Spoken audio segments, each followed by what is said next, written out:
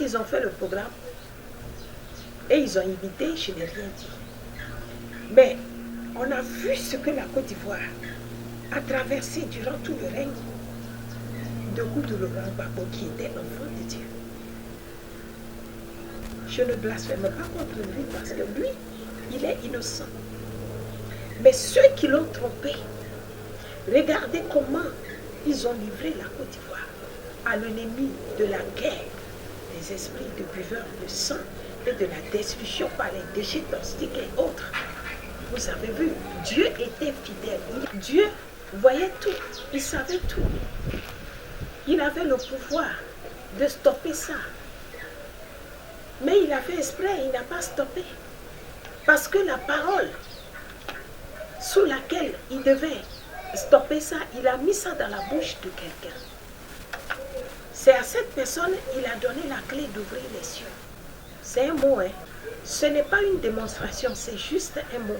Donc quand les gens se sont opposés, l'Éternel a croisé les bras pour regarder son peuple vivre ce qu'il désire vivre. Puisqu'ils aiment les désordres que les gens acclament. Et moi, j'étais douloureuse. Je n'avais pas la paix.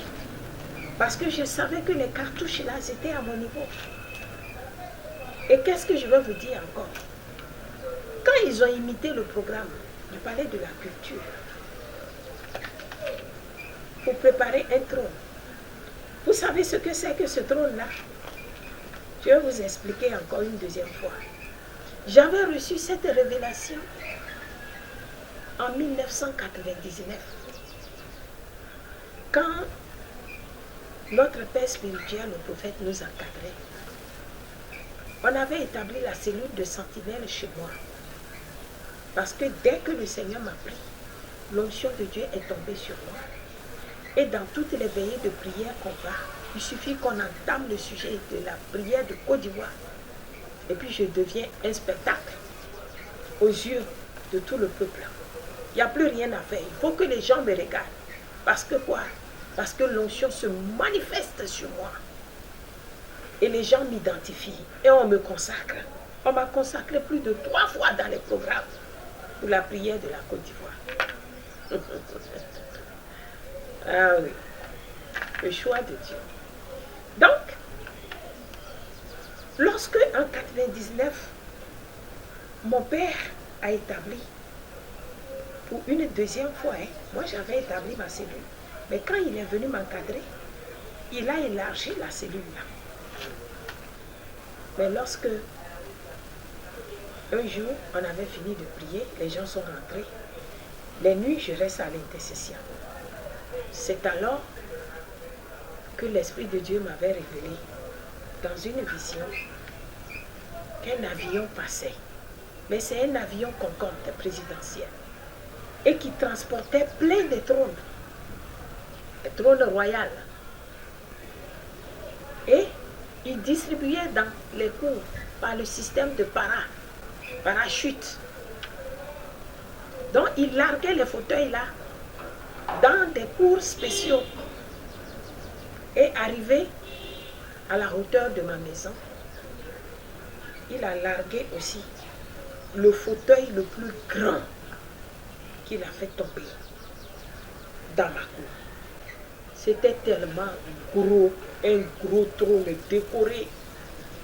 Mais quand le trône est atterri, l'homme avec qui j'étais à cette époque-là n'était pas là pour qu'on s'asseye là-dessus ensemble. Donc je me lamentais dans la vision. Et je l'appelais pour dire de venir, parce que le trône là est trop grand. Il faut qu'on soit 2 là-dessus.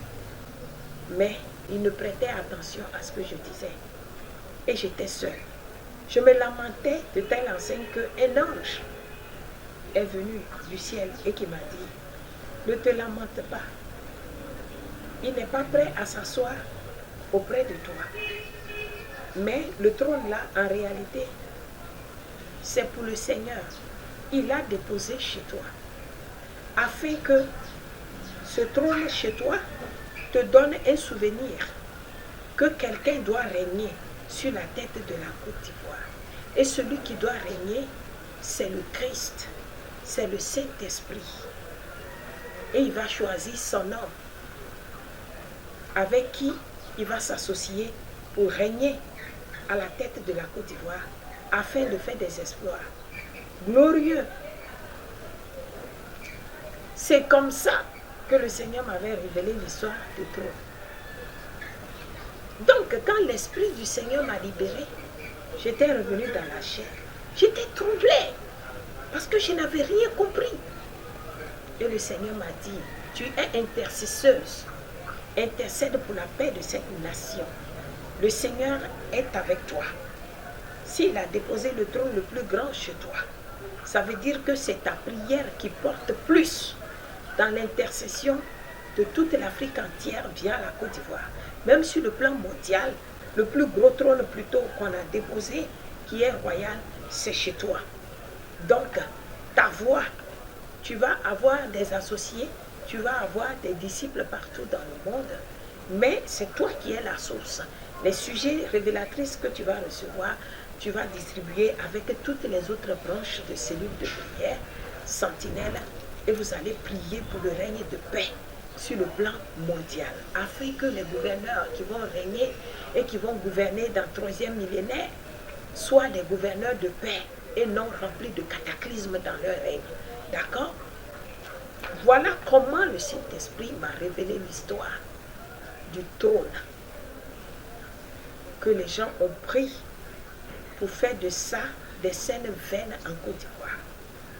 Trompa les gouverneurs, les chefs d'État, les faisant asseoir sur ces trônes. Voici le trône sur lequel le Seigneur ne se trouve pas et que ce sont des hommes qui s'asseyent là-dessus. Ce qui peut arriver durant ces 20 ans en Côte d'Ivoire aujourd'hui, nous avons vu ce que cela a donné comme leçon. Je crois que cela va acquérir les rois et les futurs de la jeunesse ivoirienne et de l'Afrique mondiale à devenir sages dans le Seigneur et à laisser la place au prophète qui a reçu une vision du Seigneur d'une manière détaillée. Ce n'est pas une vision qu'on reçoit une seule fois et puis on prend ça, on commence à courir. Non, le Seigneur révèle la chose là plusieurs fois. Il donne les orientations à sa sentinelle dans la prière. Il lui fixe les temps des actions de prière organisationnelles et les temps des actions de prière discrètes, secrètes. Une sentinelle ne se lève pas comme ça, sans l'accord de Dieu, pour poser aucun acte dans un temps qui n'est pas fixé de Dieu. Ça va créer du malheur au peuple sur qui Dieu l'a établi sentinelle.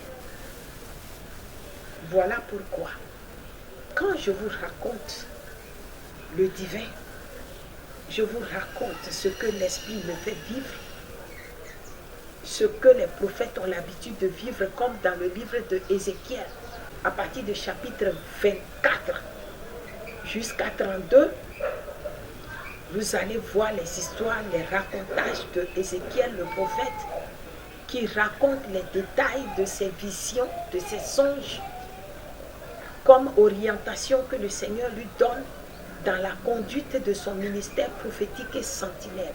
C'est comme ça, moi aussi, je vous le raconte chaque fois. Ne pensez pas que c'est de la saladerie. C'est pour instruire ceux qui n'ont pas la connaissance des signes de Dieu et de la manifestation de Dieu. Je vous attire vers la sagesse, les rois et les sages. Je vais vous ouvrir une page qui ne va pas vous étonner. Vous voyez, lorsque les serviteurs de Dieu ont vu des signes à l'an 2001, et ils m'ont fait partie sur la Côte d'Ivoire pour apporter la solution, et arrivé là-bas, ils m'ont bloqué au niveau de la présidence.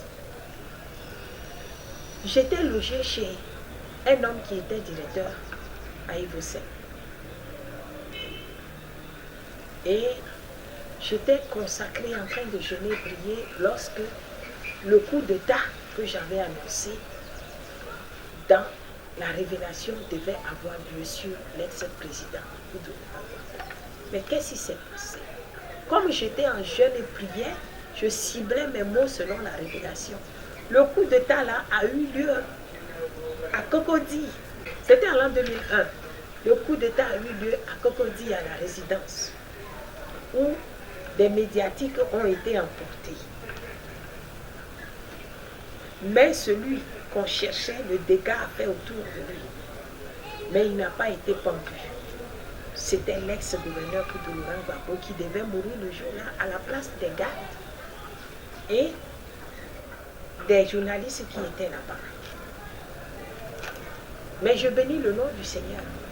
C'est après ça que quelqu'un m'a introduit, vu le signe, et les spirituels là se sont opposés. Tout ce qui s'est passé après leur opposition jusqu'à aujourd'hui, nous avons vu, n'est-ce pas? Mais cela ne m'a pas empêché de parler. Je continue de parler parce que mes pages sont grandes. Je suis en train de feuilleter à chaque saison. La saison, les saisons qui ont passé, les événements qui sont dedans, je vous ai annoncé un peu. Je n'ai pas fini. Je vais vous raconter deux choses. C'est pour cette raison de choix de Dieu qui est sur moi là, qui a fait que lorsque l'arrestation a eu lieu par l'endurcissement de cœur, par la négligence de l'entourage des sœurs de ce ex-gouverneur, quand l'arrestation a eu lieu, le Seigneur m'a pris pour dire continue jusqu'à ce que l'homme revienne. Mais quand je continuais, qu'est-ce qui s'est passé? En l'an 2015 et 16, c'était la période électorale où le Seigneur m'a ramené en Côte d'Ivoire. Après l'arrestation, pour que je plaide à cause des troubles qui devaient se fortifier. Et pendant que je plaidais, j'étais à la chambre haute. Et un ministère. Et le Seigneur me révéla par mes lamentations, parce que je me lamentais. Je pleurais. J'avais des difficultés pour assumer mon séjour dans le logement lequel on m'a introduit. J'étais plutôt dans une cité non loin de l'école de la police. J'étais à une cité face là-bas. Une maison de prière internationale. Donc, à un moment donné, comme je n'arrivais plus à assumer le prix de ma chambre, je les assumais par mes petits filpéris, les petites marchandises que j'ai amenées pour me débrouiller avec, afin de pouvoir exercer ce ministère-là en pleine. J'avais eu des difficultés de vente parce que le Seigneur m'a pris tellement captif à l'intérieur que je ne pouvais même plus sortir pour aller exposer mes marchandises aux gens. J'étais toujours à l'intérieur. Alors dans mes lamentations, le Seigneur m'a ouvert les yeux. Une nuit, dans la prière en plus, et me révéla que l'ex-première dame, dame de Simone Babola, on l'avait fait déplacer de la prison où elle était gardée et on l'a amenée sur Abidjan à l'école de police. Il y a l'école de police et la gendarmerie qui sont presque ensemble dans le même lieu. Voilà Agban et l'école de police à Cocody. C'est l'une d'entre les cités-là qu'elle était gardée.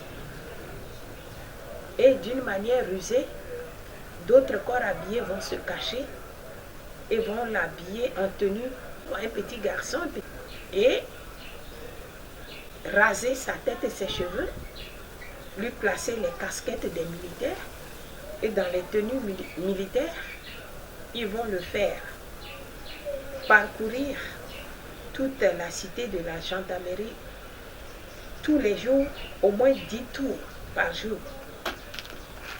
Il va faire 10 tours à rond, marcher, courir, 10 tours. Et accompagné des surveillances en garde, de telle enseigne qu'elle ne puisse même pas se reposer 5 minutes quelque part avant de continuer son parcours, selon le devoir qu'on lui impose.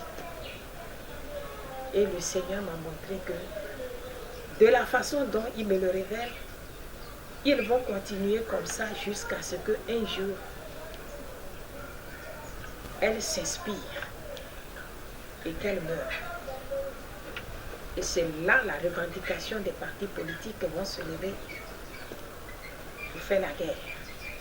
Et le pays serait encore en feu et en sang. Le Seigneur m'a dit ce jour-là, tes lamentations sont montées dans mes oreilles. J'ai tout entendu. Mais sache que ce qui t'arrive ici, dans cet enclos, et tu te lamentes tant, tu murmures contre moi, ces choses ne sont pas plus importantes que ce qui peut arriver aux fils du pays, au peuple de la nation, si toi seul, tu te tais, si toi seul, tu te résous à un silence, ce qui peut arriver à des millions de personnes dans cette nation, ce n'est pas de la blague, ça n'a rien à voir avec tes plaintes. Donc, prends ton mal en patience, ma servante, d'accord? C'est comme ça que je me suis résolue et je faisais le débat. Puisqu'il m'a dit, c'est à cause de ça qu'il a retenu mes 5 pieds sur le territoire là-bas, afin que je sois proche et que je puisse plaider, parce que ça a plus de l'impact et de l'influence lorsque je suis sur le territoire et que je combats. Ce qui peut se dérouler serait puissant. J'avais compris la leçon et j'étais restée tranquille. Mais j'ai vécu de tourments. Je devais, entre-temps, je n'arrivais plus à payer, donc je devais jusqu'à 110, 120 000 francs de loyer. Parce qu'on paye ça en journalier. Mais c'était accumulé jusqu'à 120 000. Or, je payais 8 000. Après, je payais 10 000. Donc, imaginez, j'ai fait presque 2 semaines sans payer. Et j'avais des soucis. Je me lamentais. Quand le Seigneur m'a dit ces choses, il m'a montré ces choses, je m'étais apaisée. J'ai vu vraiment que ce qui peut arriver aux autres n'a rien à voir avec moi, mon état. Donc, je m'étais tue.